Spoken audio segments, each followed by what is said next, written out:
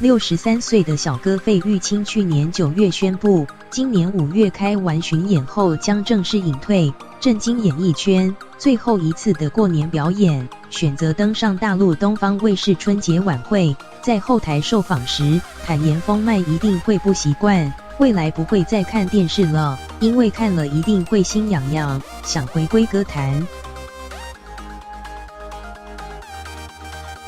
歌手费玉清，其实隐退这个想法，这几年我就一直有了。你该有的，你曾经都得到过，不管很多奖项，丰富的你，因为歌唱去了这么多地方，认识了这么多的知音，应该也是满足了。首度公开自己为何封麦，费玉清接受访问，透露知足了，但也舍不得。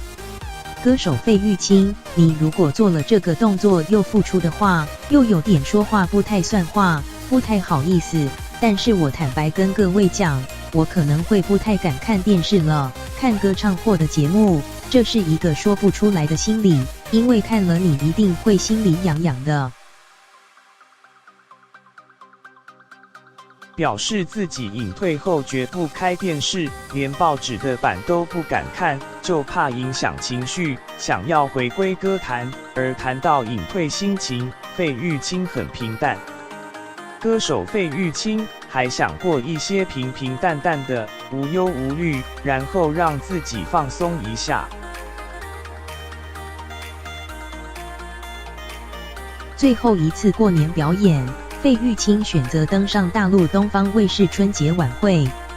相声演员张云雷，我从小听他费玉清的歌长大的，一剪梅，还有他的凤凰于飞、天上人间。费玉清穿着格子西装，与当红的大陆相声演员张云雷跨界合作。今年最后的8场告别演唱会将在2月及5月演出。歌手费玉清也借着这个机会，到很多地方去当面的谢谢所有的知音朋友们，谢谢他们在台北小巨蛋举办完最后一场演唱会后就要隐退，告别45个年头的演艺生涯，让许多粉丝祝福，但也相当难过不舍。